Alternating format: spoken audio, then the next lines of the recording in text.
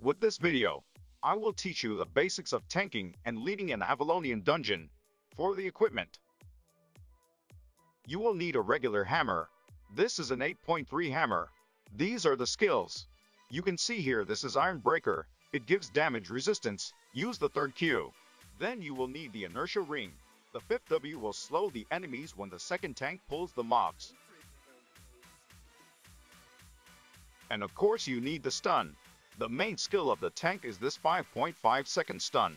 Then for the passive, Dreadladen Fighting, which complements the stun of the hammer and makes it longer. Every 4 normal attacks that you do, it will give you a 50% additional CC. This one is the Leering Cane. It gives you additional 45% plus extra CC, which again makes your stun longer. This one is the Royal Helmet. Some leaders use Demon Helmet, but I prefer this for extra emergency stuns. 8.3 gives you 6.6 seconds area stun with big 3-meter radius. And the passive Authority gives you additional 5% bonus CC, and another 5% CC on its actual stats. Guardian Armor for taunting mobs that attacks the healer or DPS. Use the taunt for that. For the passive, choose Authority for fighting normal mobs. For bosses, use Toughness for more defense. And the last passive is Protective Instinct for additional threat and aggro. Spirit Crush is not normally used for main tanking. I personally prefer Royal Shoes, so I can jump out and back in for my stuns, and I use this a lot in bosses, but other popular choices are Guardian Boots or Assassin Shoes. Since it's a hunter shoe, it gives me more attack speed, so I can quickly give the 4 stacks on my hammer for additional CC. It works hand in hand with the passive of the hammer. For Cape, we use Bridgewatch Cape for slowing mobs and bosses while decreasing their damage by 50% every 2 minutes. Very helpful on bosses.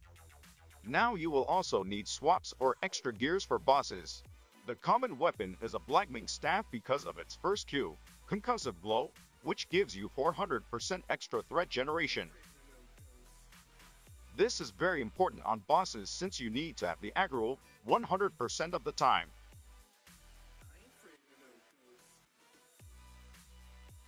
Then the Forceful Swing, which aside from giving a 20% damage debuff against bosses, it also slows the attack speed of the boss, which is very helpful, especially on Construct boss, which gains stack on every attack. The main E is Fatal Blade, which is another damage debuff with a good duration. Then for passive, choose Energetic, since you will be draining your mana spamming the skills on the bosses. Another must-have swap for bosses is the Soldier Helmet. I use this a lot on almost all the bosses and they help a lot with its almost 2 seconds invulnerability. It also gives extra 3% defense on passive and another 3% on its stats. Now for the miscellaneous. For food, you will need a River Sturgeon for extra 10% CC or crowd control bonus. And then add that to the 50% bonus from the hammer if you get the stacks, and another 44% from the Leering Cane, and you will get around 100% extra CC bonus. This bonus will boost your stun to almost 13 seconds, and with just 14 seconds cooldown, you can spam it every 14 seconds.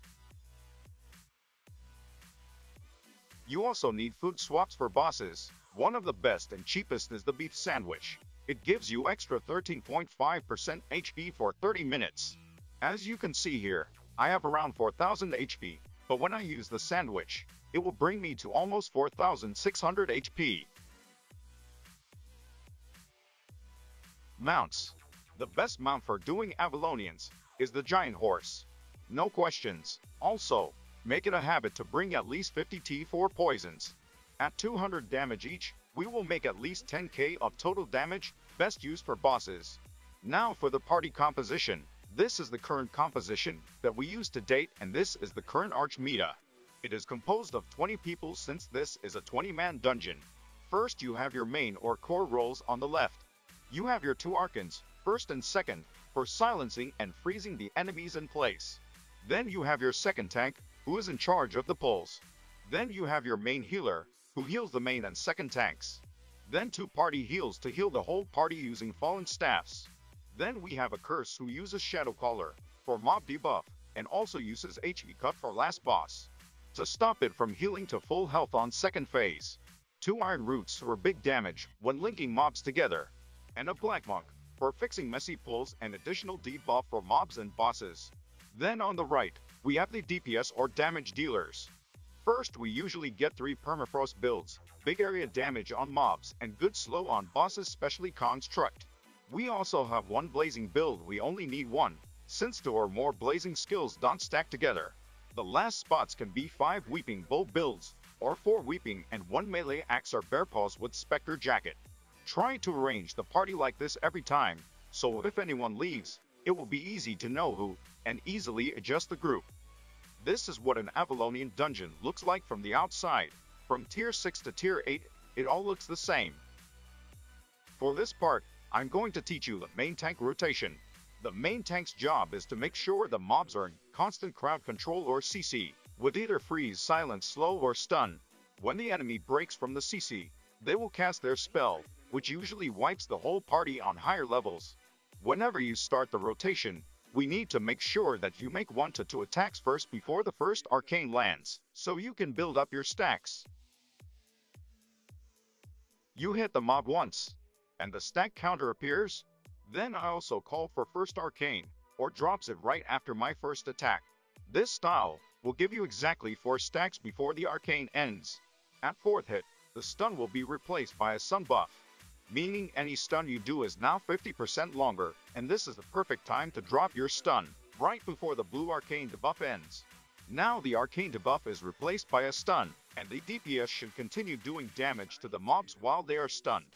When the stun duration is at 8 o'clock, you should now call for the second arcane. Second arcane drops, and it's this big purple circle on the mob's head, meaning they're silenced. So continue doing damage and watch the silence debuff timer on the enemy icon until it almost ends. You should now be ready to drop your royal helmet stun, and this should be the last part of the rotation, and the enemy should be dead at this point. If they're still alive after this, it means the damage is low, and you should repeat that rotation from step 1. You also need to mark your party so everyone can see the core roles and find them easily. People you need to mark is your second tank, to see when he is near you and ready to pull. Then you need to mark the first arcane to know if he is also near and ready to drop. Then mark your main healer to also see if he is ready to give holy blessing. You can actually mark anyone with anything you prefer. And don't forget to mark yourself as the crown for raid leader, which I did. Now for the pulls, there are 2 kinds, wide clump and tight clump. This is an example of a wide clump, where the mobs are not clumped tightly together. The second tank needs to pull them back. Main tank drops an inertia ring to slow and compress them for arcane freeze. When the enemies touch the ring and is grouped up like this, first arcane needs to drop his skill to freeze them in place. Since there are archers who need to ask the main healer to give you holy blessing, so you don't get pushed back like I did, and fail to drop a stun. Good thing is these are just archers, but if there were wizards and mages the party could have been wiped.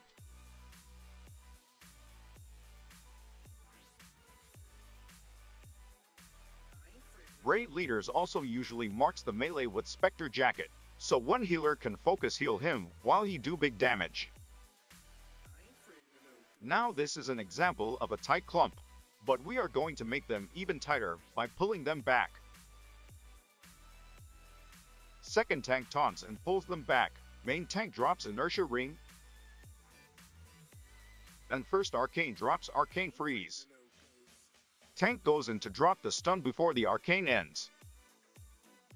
There's the stun. Now do damage while stun is ongoing.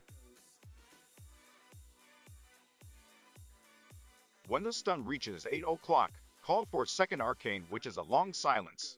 You can see the second arcane silence on the enemy's head, and since silence is almost over, drop a helmet stun, and this pull should be over. Or else, repeat to first arcane. Now this is just a small group, so just walk in, then start attacking, drop first arcane. stun, do damage, and kill.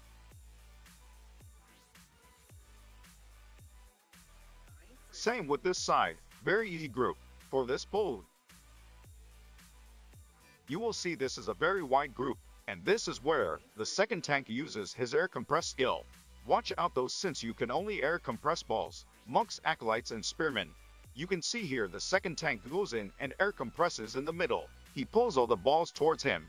Perfect for the first arcane to drop. Do the normal rotation and kill the mobs.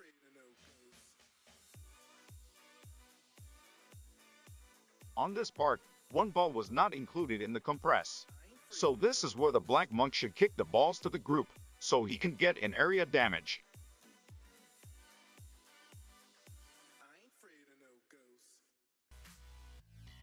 This bird is very annoying, so you should bring knight helmets on this so you don't get pushed by his wind wall. You cannot silence or stun it, so just dodge its skills and kill normally.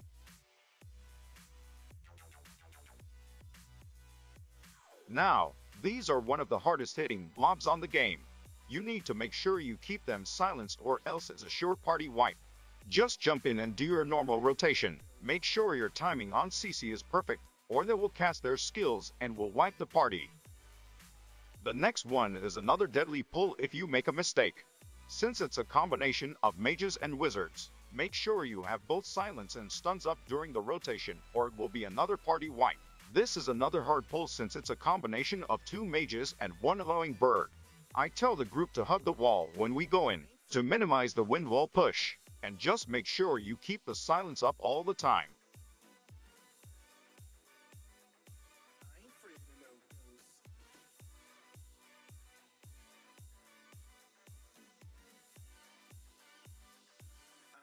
You will see here I dropped my helmet stun, but the mobs are still half alive, so we need to repeat the rotation. The problem is, first arcane is not yet in cooldown, so he drops it late, which makes the wizard caster skill. Good thing it faces the other way, cause it can easily wipe the group. Another hard pull.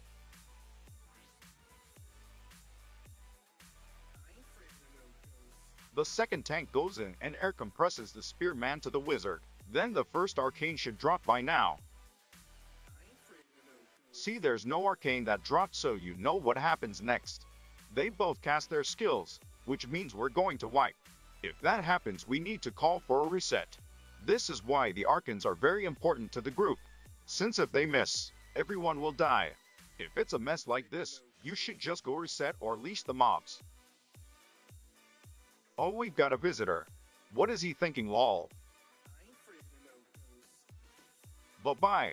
Now everyone should go away for a full reset. Otherwise, we're not going to reset the mobs.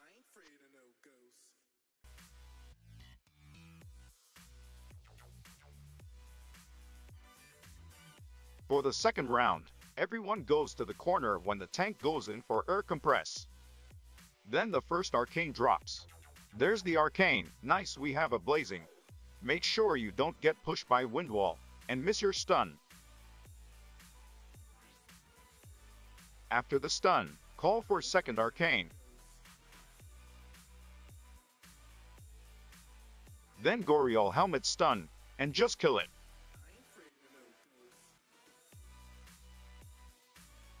Now this is what we call the gate.